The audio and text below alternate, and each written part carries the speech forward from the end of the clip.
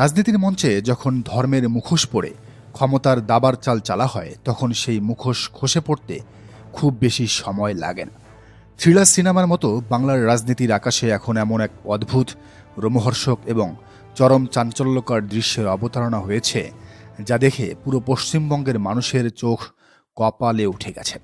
যে মানুষটি হিন্দুত্বের ধ্বজাধারী হয়ে গোমাতার প্রতি ভক্তির কথা বলে রাজ্যে কোরবানির উপর অলিখিত নিষেধাজ্ঞা জারি করেছিলেন, আজ সেই মানুষটিরই এক ভয়ঙ্কর গোপন রূপ ফাঁস হয়ে গেছে। ইন্টারনেটের দুনিয়ায় ফেসবুক থেকে শুরু করে এক্স, সব জায়গায় এখন শুধু একটি ভিডিওই দাবানলের মতো ছড়িয়ে পড়েছে। আর সেই ভিডিওর মূল চরিত্র হলেন ইসলাম বিদ্বেষী নরেন্দ্র মোদীর দল বিজেপির অন্যতম শীর্ষ নেতা এবং পশ্চিমবঙ্গের নব্য মুখ্যমন্ত্রী শুভেন্দু অধিকারী। ভিডিওতে যা দেখা যাচ্ছে তা শুধু রাজনৈতিক ভণ্ডামির চরম রূপই নয়, বরং এটি প্রমাণ করে যে ক্ষমতার মসনদে টিকে থাকার জন্য এরা কত বড় বিভাজনের রাজনীতি করতে পারে। ভিডিওর দৃশ্যপটটি যে কোনো ক্রাইম থ্রিলারের ক্লাইম্যাক্সকেও হার মানাবে। দাবি করা হচ্ছে, এক মুসলিম পরিবারের অন্দরমহলে বসে অত্যন্ত আয়েশ করে খাবার খাচ্ছেন রাজ্যের মুখ্যমন্ত্রী শুভেন্দু অধিকারী, আর তার পাতে পরিবেশন করা হয়েছে কি? হ্যাঁ, ঠিকই শুনেছেন, গরুর মাংস। আর তিনি সেটা খাচ্ছেনও বেশ তৃপ্তি সহকারে। ভিডিওতে নেপথ্য থেকে ভেসে আসা কণ্ঠগুলো যেন পুরো বিজেপির হিন্দুত্ববাদী রাজনীতির মুখে এক বিশাল চপেটাঘাত। একজন পরিষ্কার গলায় বলছেন, এই শুভেন্দু আমার সামনে কোরবানির দিনে 1 বাটি না, 2 বাটি না, 3 বাটি গরুর গোস্ত খেয়েছেন। থ্রিলারটা এখানেই শেষ নয়। ভিডিওতে আরও শোনা যাচ্ছে চরম উপহাসের সুর। গরুর মাংস তুমি লুকিয়ে লুকিয়ে খেও না, প্রকাশ্যে খাও। মনে হয় ওটা কম খাচ্ছ, তাই তোমার একটু বেশি ভয় ধরছে। কোরবানির দিনে 1 বাটি না, 2 বাটি না, 3 বাটি। আর সবচেয়ে বড় বোমাটা ফাটে যখন দাবি করা হয় যে মুখ্যমন্ত্রী মহাশয় শুধু পেট পুড়ে খেয়েই ক্ষান্ত হননি, রাতে খাবেন বলে রীতিমতো টিফিন ক্যারিয়ারে করে সেই গরুর মাংস বাড়িও বয়ে নিয়ে গেছেন। এই ভিডিও প্রকাশ্যে আসার পর থেকেই পুরো পশ্চিমবঙ্গ জুড়ে শুরু হয়েছে তুমুল তোলপাড়। চায়ের দোকান থেকে শুরু করে নবান্নের অলিন্দ, সব জায়গায় এখন একটাই ফিসফাস, এ কোন শুভেন্দু? যে মানুষটি কথায় কথায় মুসলমানদের নিয়ে বাজে মন্তব্য করেন, যে দলের নেতারা গোমাতার সুরক্ষার নামে সারা দেশে তাণ্ডব চালান, তাদের মুখ্যমন্ত্রীর পাতেই কিনা 3 বাটি গরুর গোস্ত। এই একটিমাত্র ভাইরাল ভিডিও বাংলার রাজনীতির এক অমোঘ এবং রূঢ় সত্যকে দিনের আলোর মতো পরিষ্কার করে দিয়েছে। শুভেন্দু অধিকারী এবং তার দল বিজেপির রাজনীতি যে কোনোভাবেই ধর্ম বা গোমাতার প্রতি শ্রদ্ধার উপর দাঁড়িয়ে নেই, তা আজ প্রমাণিত সত্য।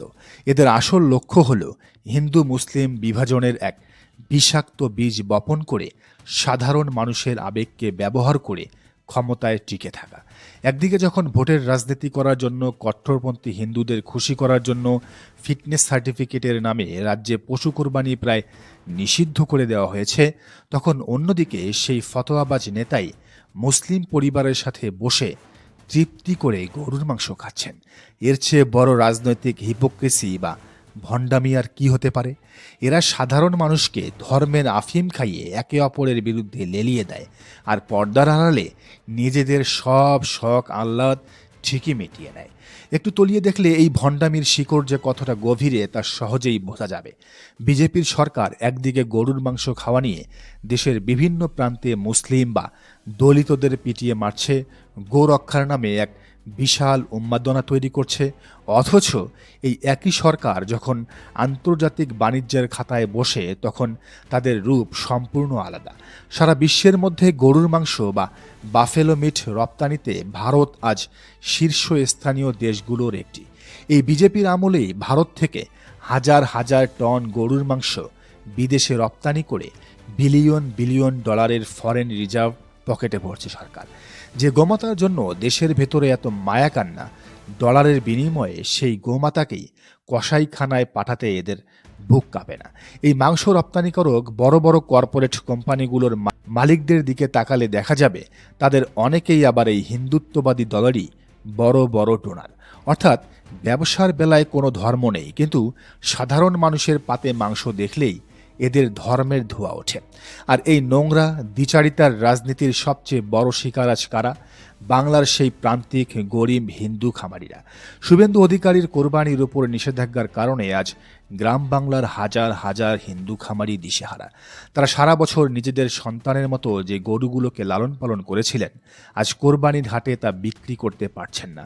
মুসলিমরাই বাধা দিচ্ছে। তারা বলছে, এরা তো আপনাদের গোমাতা, আপনারা এগুলো বাড়িতে লালন পালন করেন, বাড়িতে ওদের আদর যত্নে রাখেন, এগুলো আমাদের কাছে বিক্রি করার তো কোনো প্রয়োজন নেই। ক্রেতা নেই, বাজার ধস।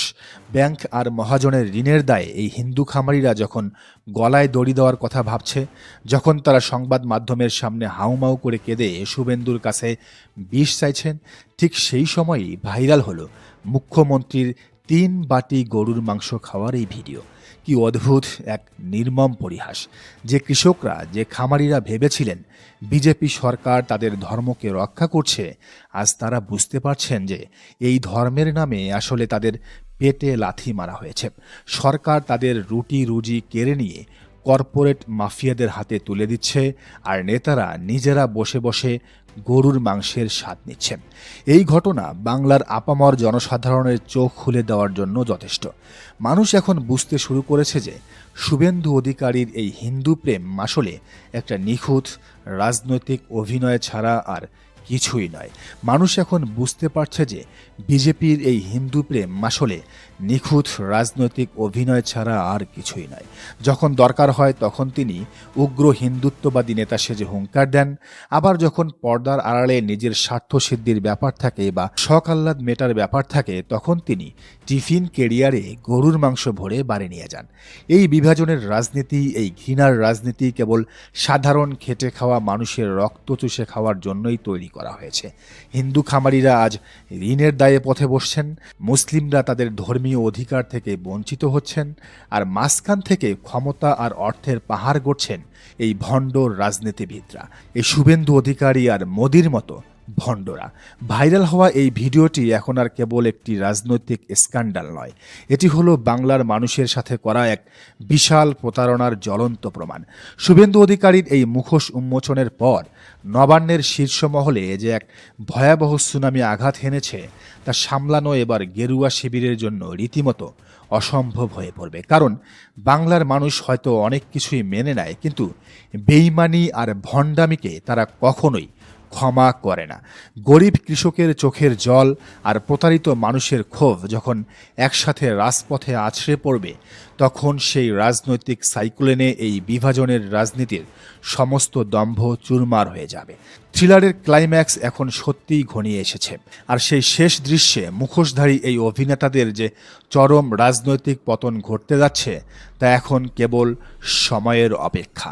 নারদা কেলেঙ্কারির মতো শুভেন্দু আবারও ধরা পড়লেন। দর্শক, এই বিষয়টিকে আপনি কিভাবে দেখছেন জানান মন্তব্যের ঘরে। আর কলকাতা কিংবা ঢাকা যেখান থেকেই দেখে থাকুন না কেন, অবশ্যই চ্যানেলটি সাবস্ক্রাইব করে বেল আইকনটি বাজিয়ে রাখুন, যাতে পরবর্তী ভিডিওর নোটিফিকেশন আপনি পান।